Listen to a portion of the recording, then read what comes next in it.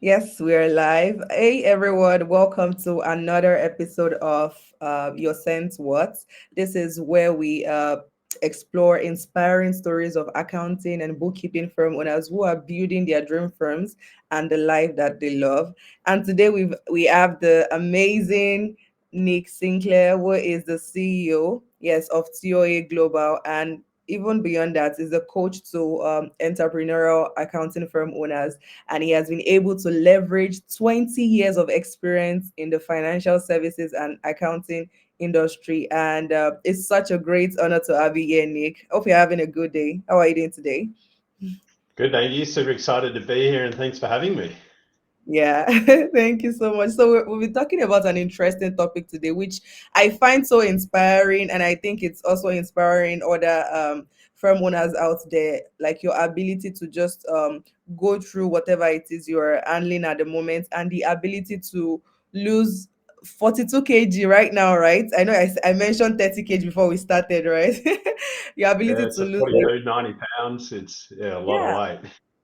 Amazing, amazing. And I'm really excited to talk about this. So, uh, just to kickstart, can you like describe what growing up was like for you? And are there like any early influences that has sort of shaped your approach towards the results that you have today?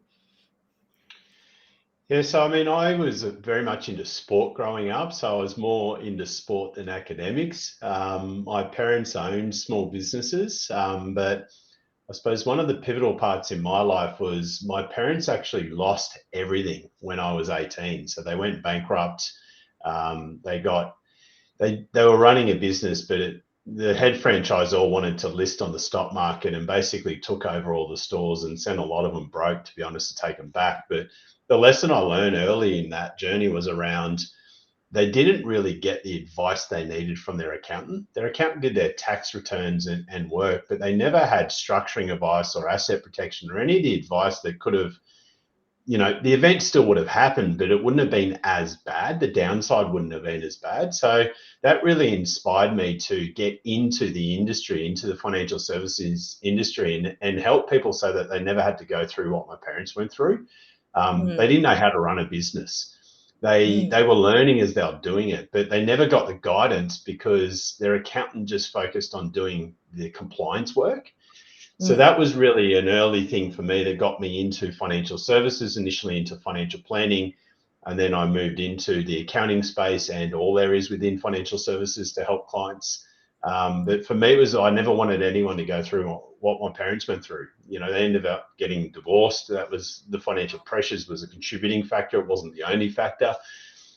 But that was really, I suppose, a pivotal part in my life when I was 18. I really didn't know what I wanted to do. I was lost with what I should study at university, and that sort of gave me that direction. But, I was probably when I was 17, I started to get really interested. My first book was from Richard Branson, Losing Your Virginity. And that just gave me this, I always had some entrepreneurial tendencies, if you want to call it that. But that mm, really gave me this inspiration of, the world is bigger. I grew up not really with that influence in my life, and I got into reading and reading a lot. And that was the mm. first book that inspired me and set me on the journey. And now I read about 24 books a year. So I try and read one every 2 weeks. Um, so yeah, they're probably a few of the key things that started me off in my journey. Um, and why I ended up where I am to a degree today with owning a financial planning and accounting business. But then I've since pivoted. So I was running my own firm and having all of the challenges that firm owners have. I was working long hours. We weren't earning enough money. We couldn't keep up with the growth. We couldn't find talent. Um, you know, Accounting firms are built on leverage being people. You need people to be able to scale. And we were struggling. And I happened to be in the Philippines for a global leadership conference with an organization called Entrepreneurs Organization. And one of our members had a back office there, and I went and looked at it, and it just blew my mind. I was like, this is my answer to scale. I can get team members here. There's thousands and thousands of them that need roles, and there's a huge population that we don't have. This is the answer. So I set up my own back office. And then it worked. It really worked for my firm. And then I went on a roadshow with a guy called Rob Nixon in 2014 to talk about my story of what I was doing, and because it was working for me. And the interesting thing is I had 9 firms after the first event come up and say, love what you're doing, we don't want to do what you do, can we put some people in your office? And that was Wow. my, I call it young and dumb or entrepreneurial moment, where I had an extra 20 seats and I thought, well, if I said yes, the revenue I'll get from those will pay for my office costs and some of my team costs. It'll be covering some of my costs for my firm. So yes, but I said yes over the 3-week roadshow that I was on with Rob, 90 times. We ended up having 90 team members. And then we went Wow. to 200, then 400, then 800. And then it became a real business. And I went, well, I can't do both. Like I was already stretched as an owner Mm, of an accounting and financial planning business, focusing on my clients, but now running an outsourcing, offshoring / talent solutions business. And it came back to a point where I had to make a decision of which one I wanted to do. Now, I mm, love giving advice. I love helping people one-on-one. But when I looked back at why I got into this, which was my parents' story, it was to mm, stop other people having to go through what they did. And I realized, well, if I can help 1,000 firms, 2,000 firms to help their 300 to 500 clients each, I can have a mm, bigger impact than I can by giving advice one-on-one through my own firm. So I decided to exit out of my firm and focus 100% on TOA Global, which today is over 4,000 team members. We're recruiting 150 to 200 people a month. We've got 1,100 clients across 5 main countries, being US, Canada, Australia, New Zealand, and UK. And continue to grow and fall in love with helping accounting firms to get the resources and leverage they need so that they can actually give the impact and serve their clients in a greater way, so that people don't have to go through what my parents went through. amazing. Like, I'm just imagining what could have been going through your head when all the financial crisis was going on, and you being able to figure out that, you know what, I don't want this to repeat itself in my life or in the people around me. That's amazing. I would I would have to say that's amazing. How would you say this has like um influenced your approach to coaching like other firm owners? Like, you talked about your experience growing up, traveling to the Philippines, and all of that. How has that really influenced your approach to coaching other firm owners? Yeah, so how the coaching came about was, a lot of firm owners struggle with running a business. They're great technicians. They get into it for the love of what they do, and then they progress through the ranks, and then they get to the Mm, level where they want to run their own firm because they want to do things differently to the business that they're currently working in. And we work with a lot of successful firm owners, but they're not making the profit that they should be, and they're working too many hours. So the coaching came out of really a challenge that a lot of our clients had. We have over 1,100 firms globally that we work with, and a lot of them were struggling with that. They were working too many hours and not making enough money, and they weren't able to serve their clients to the level that they should be able to. So I just started getting firms ask, can you coach me? Can you help me? To the point where we ended up building a business called Top Firm, which is a mm, coaching business focused solely on accounting firms that helps them to build a business that they love as opposed to a business they grow to hate. And I think mm, that's the big difference. Is a lot of the time we get trapped within our businesses.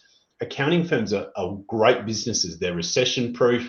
We've always got demand, but we don't often price them right. We don't often deliver the level of service that we should to our clients. And this mm, is really where the coaching business helps firm owners to move from being an operator, where they're really a technician in the business, to being an owner and investor in the business, and working more on it and driving through people rather than doing the work. So mm, that's really been something that we've rolled out in recently. It's a new service that we've started, and it mm, was out of frustration of our clients were just stuck. They didn't have things like people strategy. They weren't forecasting their needs for 2 or 3 years because they didn't know how to do capacity planning to that level. And we deal with really successful firms. They're good firms. They're just not they weren't getting the rewards and they're working too many hours because of the way that they were running them. So yeah, Wow. Top Firm really helps them to be able to move from an operator to an owner. And it's just that entrepreneurial mindset of running it like a business as opposed to running it like a technician. True. That is very, very true. So now bringing that experience into that experience, everything you went through into fitness and lifestyle now, at what point did you realize that, you know what, I need to lose this weight. I need to get the scale down. Like, what was that moment in your life that just made a change? Yeah, look, to be honest, it was only about 18 months ago. So, or not even that, sorry, about 12 months ago. So, for many years, I'd used this excuse of business is my focus, family is my focus. I need to, put all of my energy and effort into that. And one of my mates called me out about 3 years ago and said, Nick, I don't know any fat CEOs. Like, I don't know anyone that's successful that's overweight. And it didn't really sink in. I heard Mm, him, but I didn't really sink in. And it was only really I started going to Tony Robbins events, which I reluctantly went to. Like I thought he was this American rah rah guy, and I'd heard all the negatives about it. But I went to one of his events, and it just blew my mind that the problem is that I wasn't living a full life. I was mm, living a compartmentized life. I was living trying to be the best family, the best husband and the best dad. I was trying to run and grow a global business across 5 to 6 countries, but I wasn't focused on my health. And at the mm, end of the day, my health is going to be something that if I don't have it, I won't be alive to be able to do those other two things. I can't true. make an impact in the business, and I won't be a dad and I won't be a husband if I'm not alive. And I went to the doctors, and I've always been quite fit because of my teenage years and my sporting background. But Mm-hmm. it started to get to the point where the doctor was saying, look, if you don't make some changes in the future, these results won't continue to be as good as they are. And I got away with it for like 42 years. And he Mm, said that when I went to the last checkup, he was like, you're getting close now where if you don't make changes, we're going to have to give you medication. We're going to have to do other things. And it was at that time I started to go to the Tony Robbins stuff, and it just clicked in my mind to go, you're living well over here, but you're not doing well over here. mm, Um, so I just put energy and focus into it. I get up earlier. I do the things that I need to do. I have the same amount of time. I have a lot more energy, and I'm a lot healthier, and I'm a lot lighter. So I think that for me, it was just psychological around getting my head around all areas of your life need to be under control, not just success in some areas. mm. True, true. And if there's anything I know, it's the fact that if you can bring in your energy, the same energy you put into building your firm, giving people solutions, if you bring that same energy into your lifestyle, definitely the change you really want, you see it. The change you really want to 100%. see.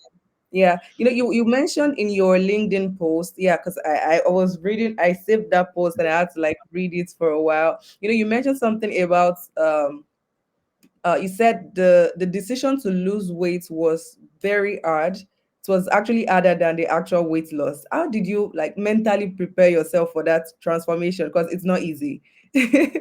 Yeah, It's look, not. since I was about 21, for about 20 years, I'd put on weight. And I've gone from being I call it a childhood athlete to being in business and not being an athlete. And I knew I was overweight. I knew I needed to do things, but nothing triggered me to do it. And it was only, like I said, it was, that going to the doctors and them saying it's not, it's going to go down south, or it's going to go backwards pretty quick if you don't do something. And then going to the Tony Robbins event and being around, 5,000 other people that actually were really successful business owners. They were really successful husbands and wives and fathers and mothers. And I was sitting there overweight, excessively overweight, thinking I was running a good business, thinking I was a good dad, thinking I was a good husband, and realized I probably wasn't great at any of those, let alone my health and wellness. These people are a lot more successful than me in all areas of their life. And I'm sitting here going, what's your excuse? So the Mm, decision, I mean, the actual losing weight is not the hard part. It was the decision to, you know what? you need to stop making excuses and do something about it. And once I made that decision, it's been, it's almost 12 months now. I gave up alcohol. I stopped. I've just focused on all the things I need to focus on, and the weight's come off. My body shape's changed. Like that's not the hard part. Yes, it's hard. Like I've got a 1.5 hour run tonight, so I will be in pain. But the reality is that pain is temporary. The decision to make the change has changed my life in a positive way that, I wish I did it 15, 20 years earlier. Wow. Amazing. Amazing. You're pushing me, motivating me to just renew my gym subscription right now. To we be honest. all we all make up the excuses, but I think that there needs to be something that triggers you. And for me, it was the doctor saying it's not too far away before we need Mm, to start doing things, and it was being at the Tony Robbins event where he's just unbelievable. He's the best of all time.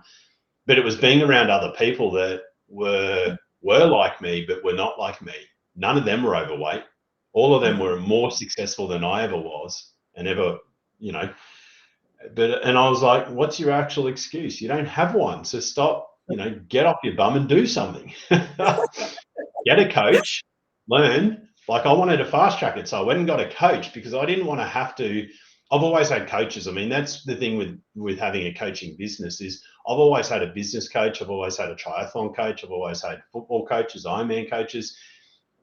So the first decision I was like, who can coach me to mm, fast track it so that I don't have to go and learn what food to eat and what exercise to do and how many steps. Who's someone that knows that can just give me, here's what you need to follow, just do this.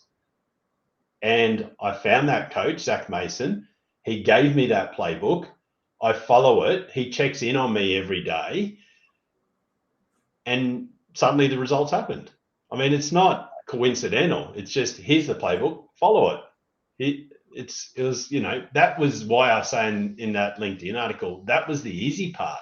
It was actually mm. starting by making the decision to do it, finding the coach, and then going and actually now engaging and starting. Amazing. That's amazing. To be honest, I'm pumped up.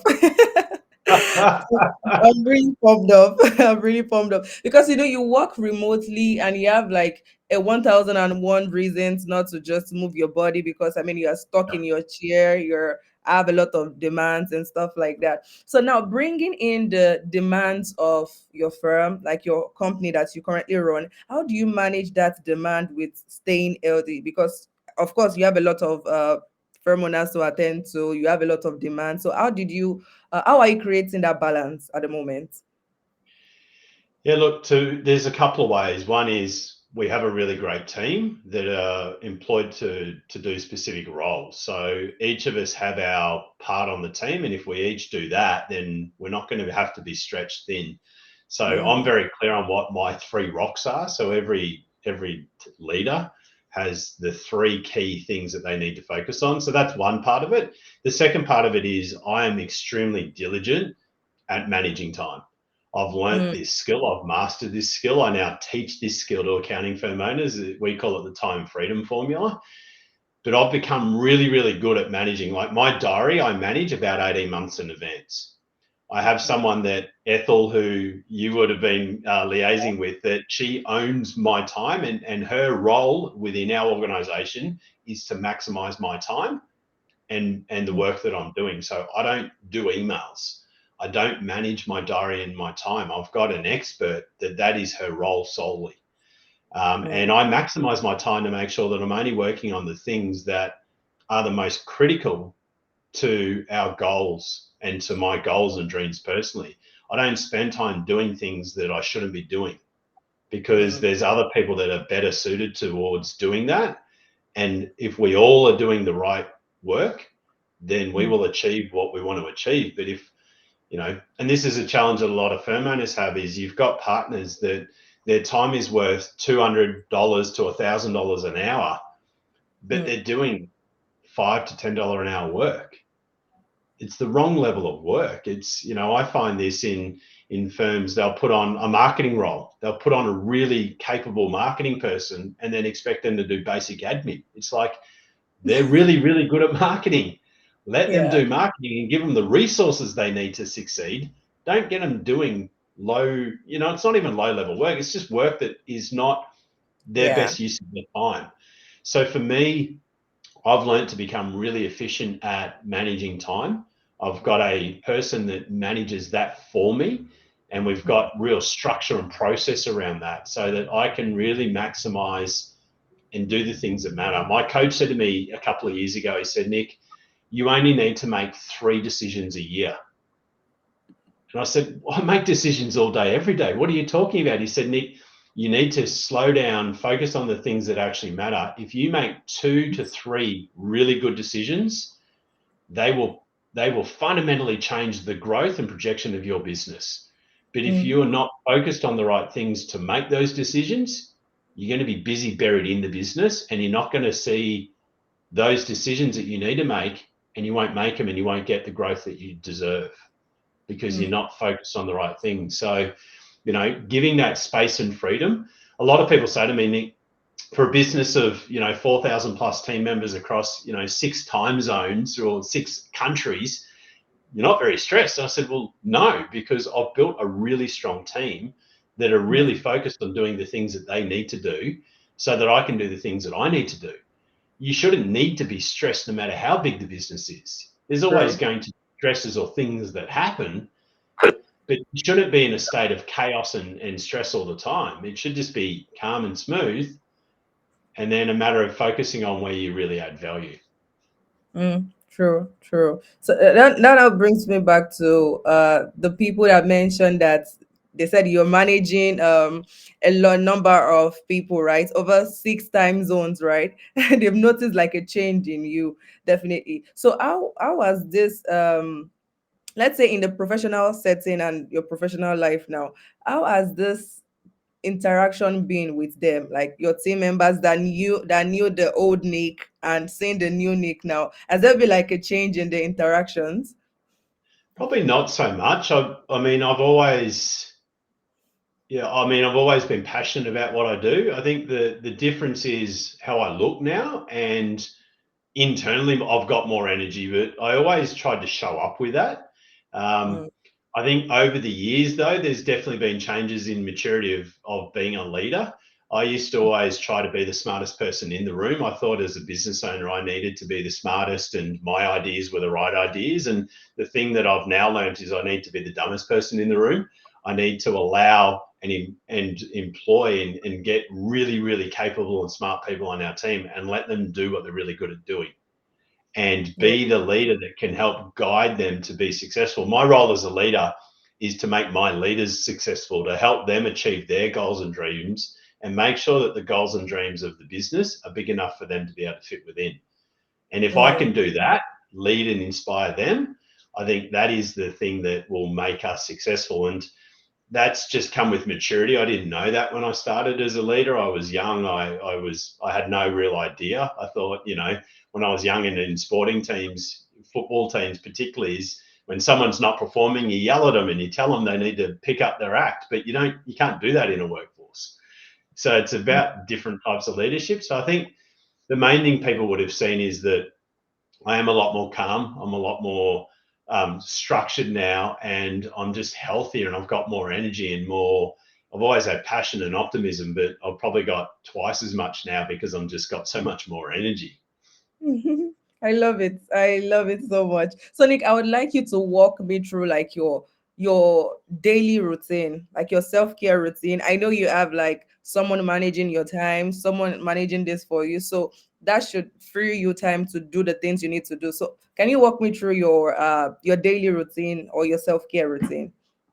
Yeah, so it varies. I mean, like this morning, I've been on US calls from 4:50 a.m. through to I'll be on in this morning. So tomorrow I've got a webinar with actually you guys with Financial Sense at 4 a.m. So for me, it's early. So I always make sure that I have structure. So I'm training for an Ironman triathlon at the moment. So run, swim, bike. So and gym. So 3 times a week I'm going to the gym. At the moment, I'm running 3 times a week.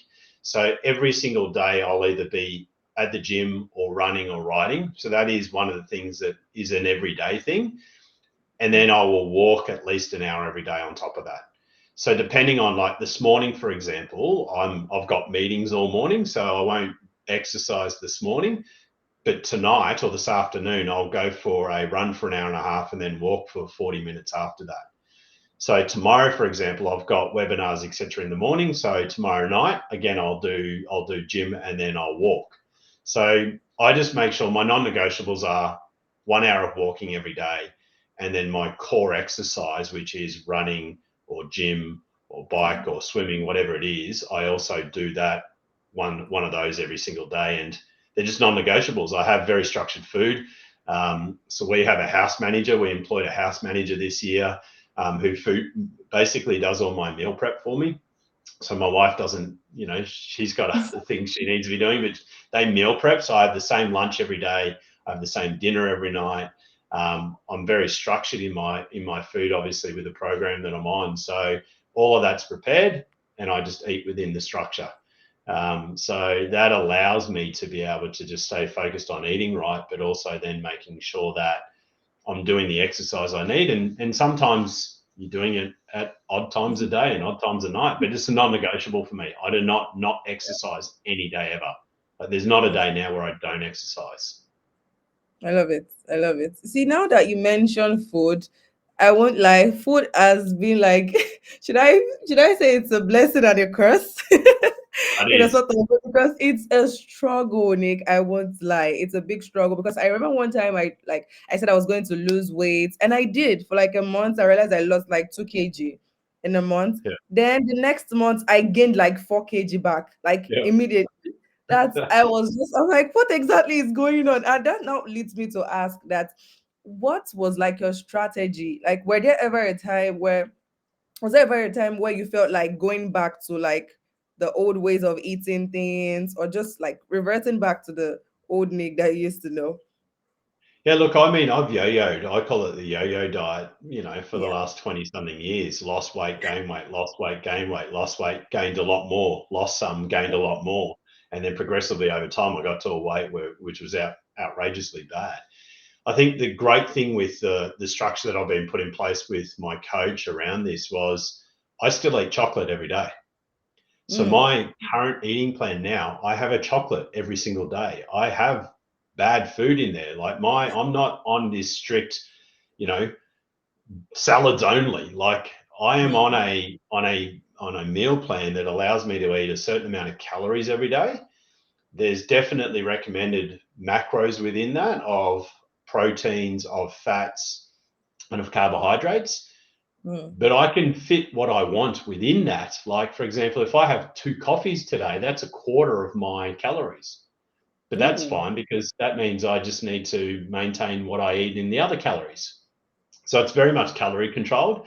So the great thing is, and this is where I've went wrong in the past, I've gone on like a salad only diet or a, juice only diet. And it's a fad because it's not sustainable. What I'm doing now is I still, like I said, I still eat bad food. I have a jam donut, I have a donut every Saturday, but I love that. I love sweets. So I haven't taken them away. I've just got structure around it now where I can't have three of them because three of mm, them would mean I can't eat anything else because that's all of my calories.